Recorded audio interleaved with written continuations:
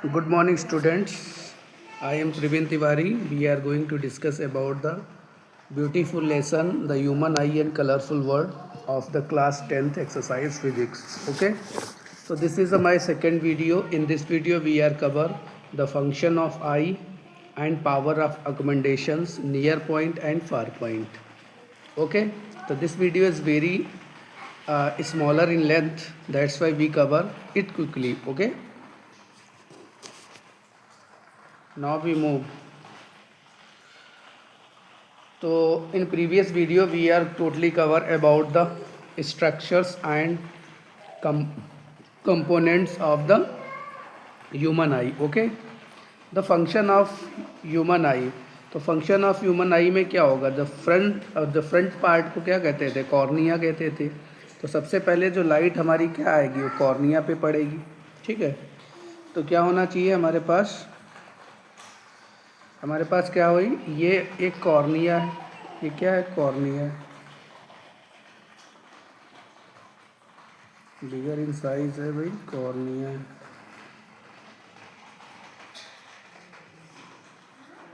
Okay, तो ये एक हमारी कॉर्निया है.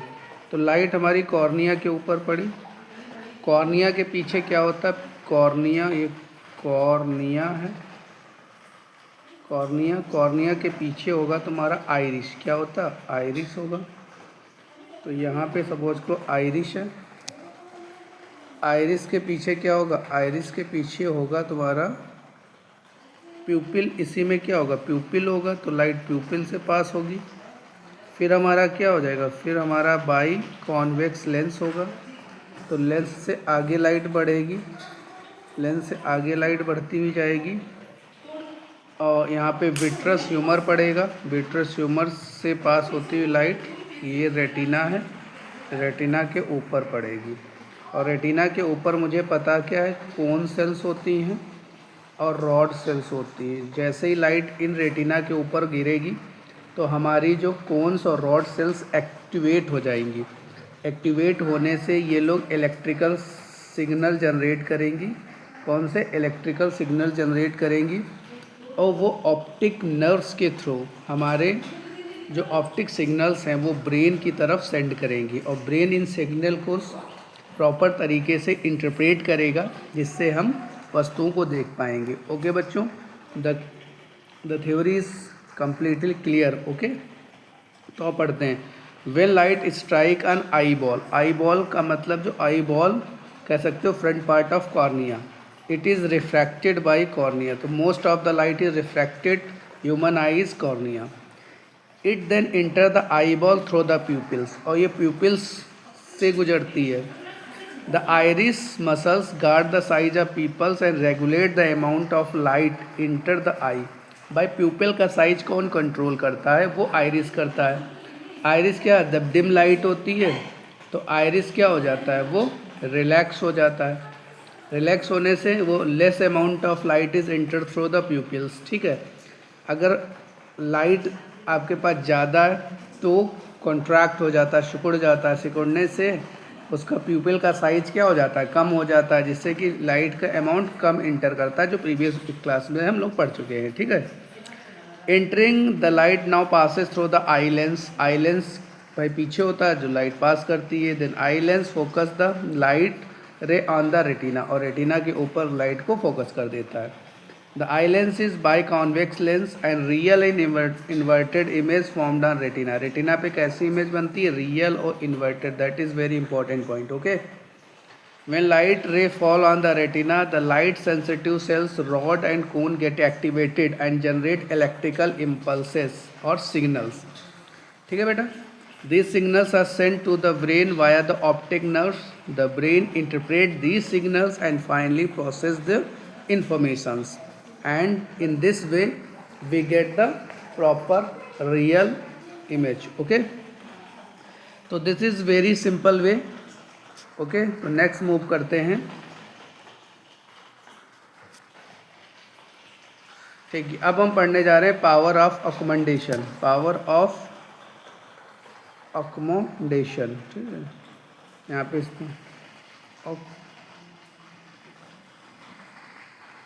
ये स्पेलिंग गलत हो गई है. ये स्पेलिंग है यहाँ पे,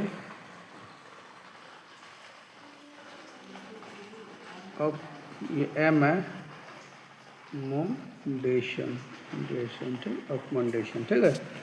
तो ability of the lens, eye lens to adjust its focus length is called power of accommodation. Suppose को देखो बेटा, इसमें क्या, ये हमारा एक लेंस है, ठीक है, इस सैलरी मसल्स इसको पकड़े हुए हैं, आगे साइड डायग्राम होगा, अभी आपको दिखाने की कोशिश करते हैं। ये देखो, ये चूँकि हमारा क्या है, ये एक लेंस है, ये एक लेंस है, तो लेंस को सैलरी मसल्स के द्वारा पकड़े गई, ये सस्पेंसरी लिगामेंट होती हैं, ठीक है, पकड़े हुई हैं। अब क्या हुआ, जब हमारा ऑब्जेक्ट बहुत ही क्लोज है, क्या है, क्लोज ऑब्जेक्ट है, तो क्लोज ऑब्जेक्ट्स के लिए हमें फोकस कहाँ करना, रेटिना के ऊपर करना, तो ये सैलरी मसल्स जो होती हैं ये रिलैक्स हो जाती हैं। क्या हो जाती है, रिलैक्स। देखो इसमें फ्लेक्सिबिलिटी आ गई थी, रिलैक्स हो गई।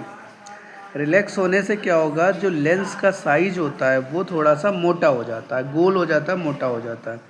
मोटा होने से इसकी फोकस लेंथ जो होती है वो डिक्रीज़ हो जाती है, और ऑब्जेक्ट, क्लोजर ऑब्जेक्ट को हम प्रॉपर तरीके से देख पाते हैं। तो radius of curvature and focus length जो होती है वो होती है मिनिमम, भाई कम से कम हो जाएगी, ठीक है। तो ये समझ, अब जब ये क्या होगा, जब हमारा ऑब्जेक्ट दूर होगा, ठीक है, जब दूर ऑब्जेक्ट होगा हमारे पास, तो ये सैलरी मसल्स क्या होंगी, ये पुल्ड करेंगी इसको। पुल्ड का मतलब ये कॉन्ट्रैक्ट होंगी, सिकुड़ेंगी। सिकुड़ने से क्या हो गया, ये आई लेंस का साइज़ देखो पतला हो गया, पतला हो गया और फ्लैट हो गया, ठीक है। जिससे होगा क्या, जिससे ये होगा कि इसकी फोकस लेंथ जो होगी वो बढ़ जाएगी और प्रॉपर तरीके से लाइट को रेटिना के ऊपर कास्ट कर पाएगा, जिससे हमें प्रॉपर इमेज बनेगी, ठीक है। तो यही होती है कि भाई लेंस का साइज क्या हो रहा है, लेंस का साइज घट बढ़ रहा है, लेंस का साइज मोटा और पतला हो रहा है, किसकी मदद के द्वारा, सैलरी मसल्स के द्वारा। जिससे रिजल्ट होता क्या होता ये कि फोकस लेंथ घट और बढ़ जाती है, जिससे हम प्रॉपर चीज़ को एडजस्ट कर पाते हैं। अब देखो, जो नेचुरल हमारे लेंसेज होते हैं उनकी पावर होती है वो फिक्स होती है, they can not be flexible, वो फ्लेक्सिबल नहीं होंगे, वो अपनी पावर को चेंज नहीं कर पाते हैं। बस ह्यूमन आई जो that is a God gifted lens है, जिसके द्वारा हम लेंस की मोटाई को कम और ज़्यादा कर सकते हैं by the help of salary muscles. Okay, तो सैलरी मसल्स अगर इसको कंप्रेस कर देंगी तो साइज़ मोटा हो जाएगा, मोटा होने से इसकी फोकस लेंथ घट जाएगी, ठीक है, और हम प्रॉपर तरीके से रेटिना के ऊपर कास्ट कर पाएंगे, ठीक है।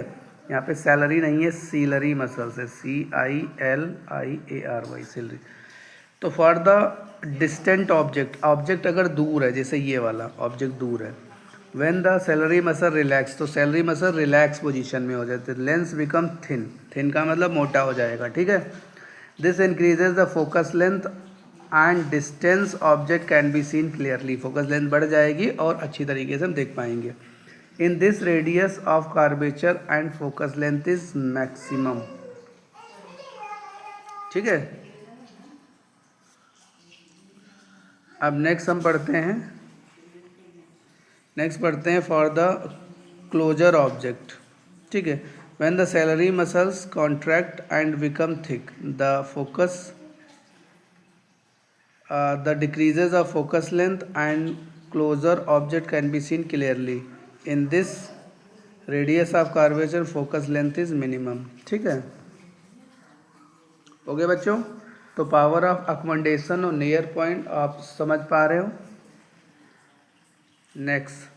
नेक्स्ट हम पढ़ते हैं नियर पॉइंट। अगर हम पर्टिकुलर एक बार फिर से इसकी डिफिनीशन की बात करें, the power of eye to adjust, spelling गलत है, adjust, ADJUST, adjusted the focal length of its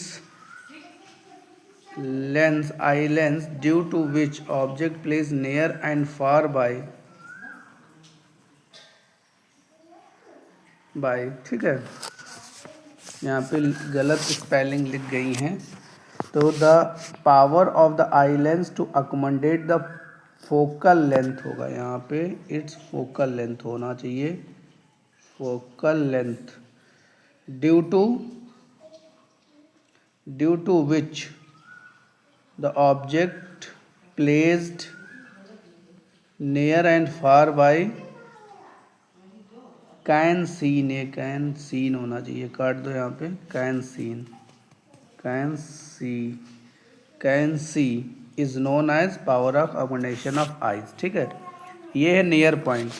भाई देखो, सपोज दैट, देखो लेंस, जब ऑब्जेक्ट बहुत पास आ रहा है, जैसे ये हमारा लेंस है, तो ऑब्जेक्ट बहुत पास आया, तो ऑब्जेक्ट पास आएगा तो लेंस भाई कंप्रेस करने की लेंस की क्षमता है, कितना कोई कंप्रेस हो जाएगा, तो लेंस कंप्रेस होता चला जाएगा। एक मिनिमम डिस्टेंस पे जब ऑब्जेक्ट आ जाएगा, सपोज को ऑब्जेक्ट यहाँ से आ रहा, आप लेंस को कंप्रेस करते जा रहे हो, जो ये डिस्टेंस है, मिनिमम डिस्टेंस कितनी, 25 सेंटीमीटर। ठीक, जब ऑब्जेक्ट लेंस से 25 सेंटीमीटर की डिस्टेंस पे पहुँचेगा तो फिर जो लेंस है वो कंप्रेस करना बंद हो जाएगा, मतलब अब लेंस का साइज चेंज नहीं होता है। इस पॉइंट को कहते हैं नियर पॉइंट। ओके स्टूडेंट्स, तो minimum distance at which object can seen most distinctly without strain, बिना कोई दबाव डाले, is called the least distance of distinct of vision. इसको बोलते हैं LDDV, least distance of distinct of vision. ठीक है, it is also called the near point of eye for young adult, which the normal vision of eye is about 25 centimeter। अब जब hypermetropia होगा तो near point move away from 25। तो ये जो near point यहाँ पे रखा गया है, जब आपको एक डिफेक्ट हो जाएगा, इसका नाम है हाइपरमेट्रोपिया, तो इसका जो नियर पॉइंट होगा ये दूर चला जाएगा। ठीक है, तो कहने का मतलब जो नियर पॉइंट पे जो ऑब्जेक्ट्स होंगे, उन ऑब्जेक्ट्स को देखने में आपको डिफ़िकल्टी महसूस होगी। क्लियर है, ये डिफेक्ट के बारे में आगे बात करेंगे हम लोग। ठीक है, अब हम बात करते हैं फार पॉइंट। फार पॉइंट क्या होता है?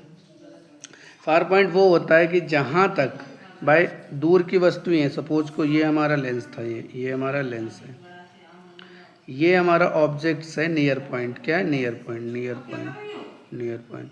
अब ऑब्जेक्ट दूर जा रहा, इधर दूर जाता जा रहा, तो दूर जब जाएगा तो सैलरी मसल्स इसको क्या करेंगी? खींचेंगी, तो लेंस का साइज पतला होता जाएगा, फ्लैट होता जाएगा। तो एक ऐसी स्टेज आएगी जिसके बाद ये जो लेंस होगा वो फ्लैट करना बंद कर देगा। जैसे बंद कर देगा तो हम कितनी दूरी ट्रेवल कर चुके होंगे? तो हम पहुंच चुके होंगे इन्फिनिटी के ऊपर। ठीक है, तो फार पॉइंट समझ लो इन्फिनिटी होता है। ठीक है, तो ये 25 सेंटीमीटर से लेके इन्फिनिटी के बीच का जो डिस्टेंस होगा उसको फार पॉइंट कहेंगे। ठीक है, the farthest point up to which the eye can see an object clearly is called far point of the eye. It is infinity for the normal eye, therefore a normal eye can see between clearly that are between 25 centimeter and infinity. Okay, अब देखो myopia क्या होगा? Myopia far point become closer. अब आपको myopia अगर हो गई तो पास की वस्तुएं तो क्लोजर दिखाई देंगी, पर फार्स की वस्तुएं क्या होंगी? नहीं दिखाई देंगी। तो इसका जो फारदेस्ट पॉइंट है वो क्लोज आ जाएगा, close than infinity, so that the person are unable to see the distance object. दूर की वस्तुएं जो इन्फिनिटी तक देखना था वो वस्तुएं हम देख नहीं पाएंगे। ठीक है, तो नेक्स्ट वीडियो में हम लोग कवर करेंगे defect of vision and their correction. Okay students, thank you very much.